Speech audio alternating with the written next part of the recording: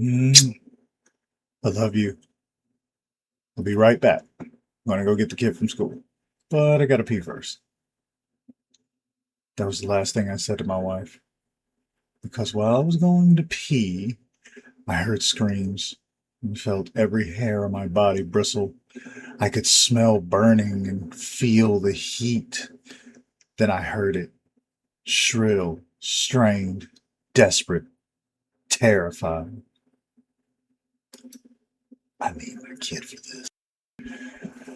I turned toward the noise and saw a boy, the same age as my kid, crying and screaming over a red blanket. But we weren't in my bathroom anymore. We were outside, next to a burning tree.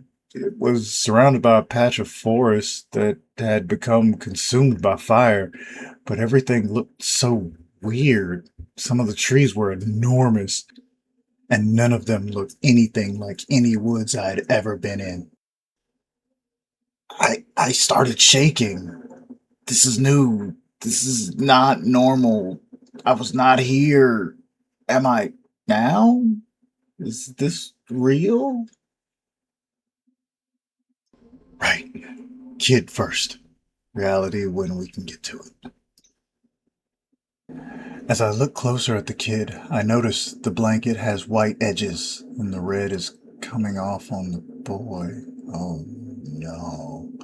As I get closer, I can see the shape of a man, or what was left of him. His legs were gone. His right arm was mangled to the point it looked like a tentacle. The armor on his chest was dented and gouged. He was every bit the picture of death. And yet, he was holding a sword. It was shaking, and he could barely keep it from falling to the ground that he was using to support it. He looked to still be trying to cover the boy with the sword.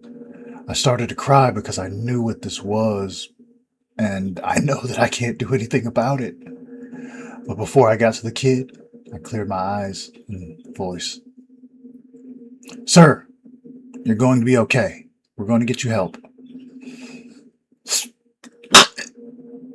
You, Kate! The dying man exclaimed. The sword fell to the ground as the man gave his last breath. What does he mean? Who am I to him? How does he know I was coming? Who was he? Later. He's dead. And this kid is alone. This forest is burning. That means I have to keep this kid safe. Buddy, hey, are you hurt? Do you know what happened? In the distance, I can hear a sound that I can't place, but I can tell that it's getting louder. The kid starts to freak out and tries to grab the sword from the ground, but he's too small and the sword is too big. Whatever the sound is, it scared him enough to think he needs a sword. I ask him, Kid, can you give me the sword? Whatever scared you, it'd be way better for me to fight it than you. Please, kid. I'll give it right back when we're done, okay? Please? I'll tell you what, if you can hit me with it, you can fight it yourself. Without a second thought, he immediately gave the weakest swing that I had ever seen that landed just short of my left ankle. Then I heard the sound again, but much closer, and now I could hear rocks hitting other rocks and splitting trees falling in the distance. But I can't see anything through the haze, and the boy is just shaking and trying to pick up the sword. I grabbed the sword from his hand and turned to grab the kid so that we could find a clearer vantage and figure out what was happening. The sword felt like any other sword that I had used before, but it was super light, at least compared to how much trouble the kid was having with it. I looked around and noticed a gap between the trees where it was clear and decided to head for that. When from behind me, a loud crash of stones and the sound of fire and the noise that I can't place, but now I can, because I can see what is making it. And now I know why the kid was scared and the man was in the shape he was in. That's because standing in the remains of a recently felled tree with its branches engulfed in flames is what I can only describe as a bull with too many legs on it. It had 6 legs and 2 sets of horns, but the lower set appeared to move almost like pincers, and it had the most disturbing looking teeth that were a combination of twisted, jagged, and smooth. When it reared back, it made it sound. Steam shot from its side, and all of the grass around it burst into flames. "What the fuck is that?" I yelled without thinking. I grabbed the kid and turned to run, but I think the thing heard me because it seemed to look at me. Not gonna wait to find out. But it starts to move towards me slowly, almost not aggressively, almost like it wants to be friends. I stop moving backwards, hoping maybe this thing is like a dog and can be better dealt with by not running. So I decided to stand my ground and see how that worked out. Well, the thing screamed at me, igniting all of the air behind it, sending the bull flying towards me. I jumped out of the way with the kid, something that I shouldn't be able to do with my knees the way they are. Are they? The rocket bull flew past me and carved a path in the forest behind me as it flew through. I got up and ran for the gap I had seen earlier. I made it to the clearing, and once we were through, I could see the clear sky, and I was able to see how bad the problem really was. While the clearing was safe, it was completely surrounded by flames, and the only path was the one we'd come in, and the bull was right there, waiting. This is a disaster walking, and I just dodged it. How? I'm not ready for this.